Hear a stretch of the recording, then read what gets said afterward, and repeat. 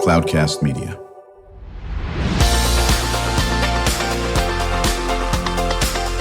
Drew Schlosberg Spotlight on the Community Show, amplifying the voices of social impact organizations, entrepreneurs, local nonprofits, and other community champions who shape the culture, creativity, and connectivity of San Diego.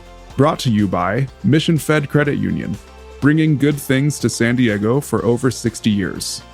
Learn more about what is good for you and good for all by visiting www.missionfed.com.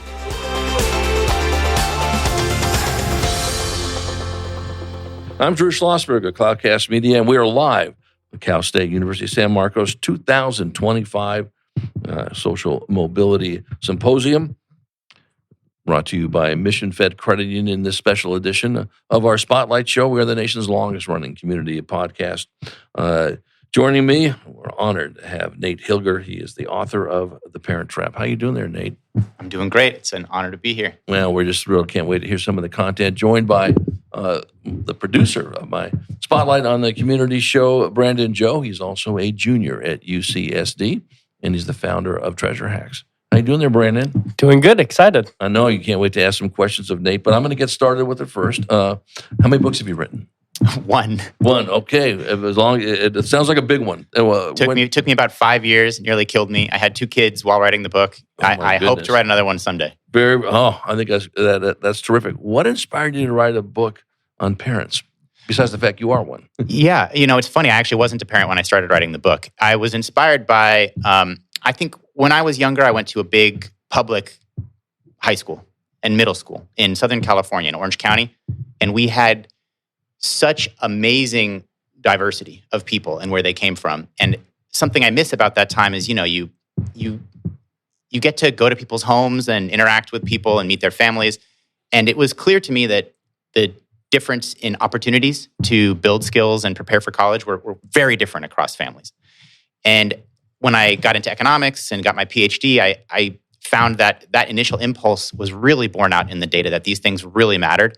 And it just struck me as un-American. I feel like if we could have more kids reaching age 18 from lower income parents, less educated parents, if we could step in and have those kids be just as ready as their upper middle class peers, why wouldn't we do that? That sounds like the most American possible thing we could do. So I just feel, I feel very passionately about this as an American person. It makes all the sense in the world. Talk about parenting as the hidden crucible of inequality. Parenting happens kind of outside of the spotlight. It's in homes. And people don't think about homes as schools, but they are schools. When you walk down the street and you see a home, that home is a school. And in fact, that school is where kids spend 90% of their time from birth through age 18. Because our public school system doesn't start until kids are 5 years old. And then it's only in session half of all calendar days during the year because of summer break, winter break, spring break, and weekends. And on those days that it's in session, it's only operating about a third of the day.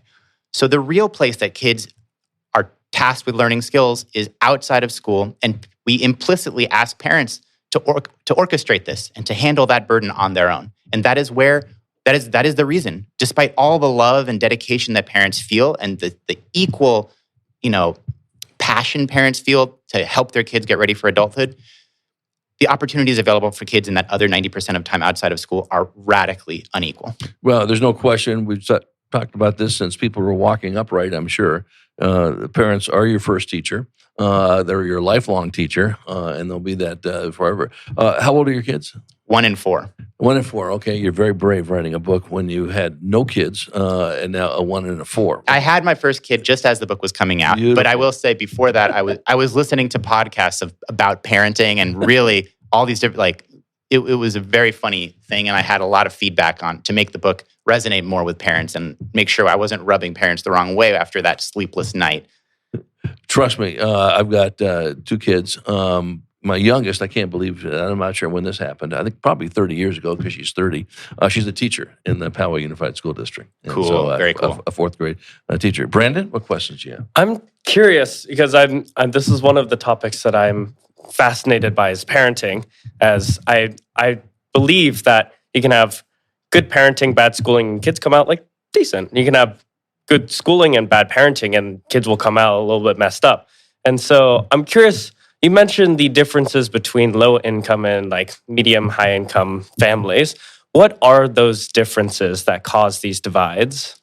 Yes. So let's start at birth. The higher income families get to take parental leave because they work at employers that provide this benefit. So the first few months of life are much more, they're lower stress and more relaxing and more enriching for the baby, and easier to form that initial bond in a relaxed way. Then there is this gaping hole in our education system from 0 to 5. There's this old-fashioned idea that that's a time where, traditionally mom would just watch the kid and it didn't matter that much, as long as you're loving them and feeding them, it's fine. We now know that we should think about that time much more like potential school. And the school is not reading and writing and learning and doing homework, but it's playing in structured ways and interacting heavily with adults through conversation and certain types of activities that can make a huge difference. So higher income families spend $20,000, $30,000 a year to get their kid into a good daycare center. It's called daycare. It should be called early learning or early childhood education. Then higher income families, think about the 90% of time kids spend outside of the public education system. So there's early education, then there's after school. High income families, they have piano lessons. They have extra soccer lessons, private soccer clubs. They have acting lessons, art classes. Then over summer breaks, higher income families have elaborate summer schools that cost a fortune. The taxpayer doesn't pay for this. Lower income kids do not get these things. There's a lot more just cobbling things together. Just go to your aunt or uncle's house. Go to watch a little more TV than usual. And these advantages add up over time. There's also healthcare. Higher income families are more likely to help their kids identify problems and address them more quickly with counseling or therapy or medicine in some cases. So it's that those hopefully give you examples of the kinds of things to make it more tangible why higher income kids wind up so much, scoring so much more highly on tests and other measures of college readiness. Gotcha. And that makes sense. And so for the lower income families who traditionally just have less opportunities because they don't have as much money in general, what can they do? Yes, I have a whole series of, I have a blog called Kidding Around, and I have a series called What Individual Parents Can Do. And in that series, I've written a few so far, and I hope to keep writing them. One thing I talk about is tutoring and how to help. Tutoring is a very powerful intervention, typically reserved for higher income families. I encourage lower income families to talk to to keep track of their kids' performance on, through grade progression, and know that tutoring is a very effective intervention, and to find affordable ways to do it. Talk to the school, talk to the teacher, talk to the principal, and be aggressive and say, where can I find affordable tutoring? Is there a student who is willing to do it? Is there a local nonprofit that we can work with? It can be very disorienting for families who don't come from an academic, college-educated background, because if you go online and you look for tutors, some tutors charge $20 an hour, some tutors charge $400 an hour. And if I were a parent and I saw that, I would just be like, I don't know, this looks scammy. I'm going to skip it.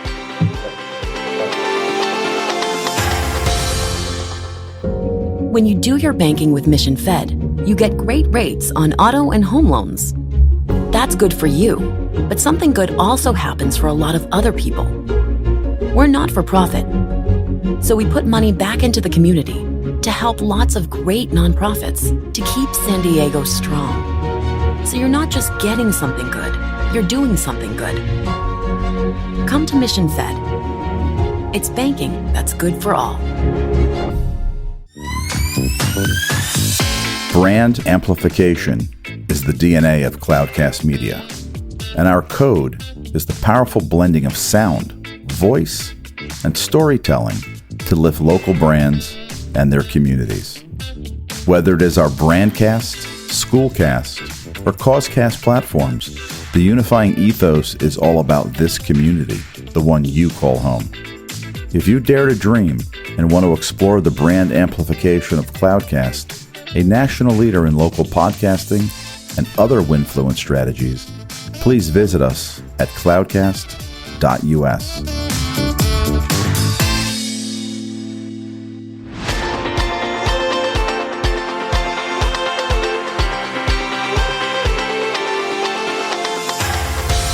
We're listening to Nate Hilger. He is the author of The Parent Trap. We are live at Cal State University San Marcos' 2025 Social Mobility Symposium. I'm Drew Schlosberg of Cloudcast Media. A special edition of our show. It's brought to you by Mission Fed Credit Union, for 6 decades doing great things in San Diego County. Our Spotlight show, now in our 19th year, we are the nation's longest running community podcast. So, question I got for you, you pretty much note that we should ask less of parents. Mm-hmm. Okay. Why and what does that mean? Yeah, in my book, I talk about 2 aspects of parenting. I break parenting up into skill development and caring. Caring is being there for your kid. It's sharing your culture, your faith, your sense of humor with your kid. And that is not something that I suggest we ask less of parents to do. That is the core of parenting. But skill development, it's not a casual activity. It is a professional, expensive, time-consuming, complicated activity. And I think the more we ask parents to come up with developmentally appropriate activities for kids age 0 to 5, the more we ask parents to dive into the after-school and summer marketplace and magically find the right opportunity that they can afford, that they know is high quality, the more we place that burden of skill development on parents, the more radically unequal the outcomes will be in our kids. Yeah, there's no question about that. You have a blueprint for reform? Reforming what? I do. In the book, I talk about, I hate books that only talk about problems and don't talk about solutions. With you 100%. Yeah. So in my book, I talk about the solution really is we need to help the public realize that we could address this problem. It is not a utopian, absurd idea. Right now, in our country, adding up public and private spending, we spend $2 on each elderly person over 65 for every $1 that we spend on each person under 18. We have a big imbalance. That means we have huge multi-$100 billion programs serving older folks in terms of Medicare and Social Security, and we do not have the scale that we should serving younger families. And I advocate for a program I call Family Care, inspired by Medicare. Medicare solves the health problems of older people, because for older people, the biggest problem that is unaffordable and complicated and daunting is health. For younger people, the big problem that is unaffordable and daunting and complicated is skill development. We need something like Family Care that closes a lot of these resource gaps from 0 to 18 in that 90% of time that kids currently spend outside of our K-12 system. I also talk about some strategies to make that more politically viable. Yeah. Now, do you address AI in the book at all? The book was written before ChatGPT took off. Okay, right. So it was not an important part of the book. Okay, so in your next iteration of the Parent Trap 2.0, yeah, will AI be a part of it? Absolutely. Yeah. Coming back to that theme of what individual parents can do, going back to the tutoring example, when I'm writing my newsletter now, AI is of course front of mind, and one thing I talk about is the potential of AI to make tutoring more accessible to more parents. And it's not as simple as just give a lower income parent, a ChatGPT account and then they can tutor their kid. But it is a very promising opportunity. You can go into ChatGPT, you might not understand algebra, but if you can help your kid stay motivated and talk to the AI in a constructive way, you can do a lot of what had previously only been available to higher income parents. Yeah, no, that sounds great. Well, we thoroughly enjoyed the conversation.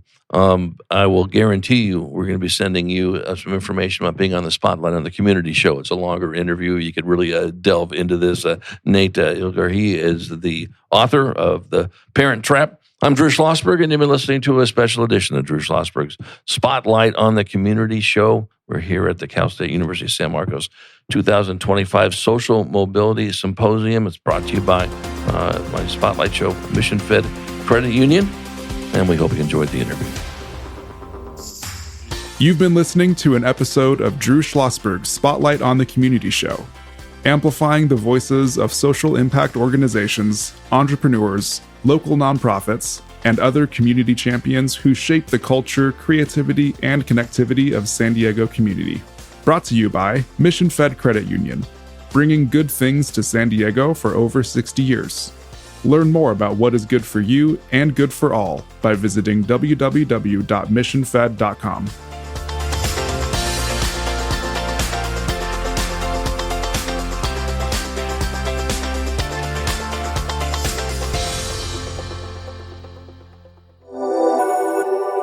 Cloudcast Media.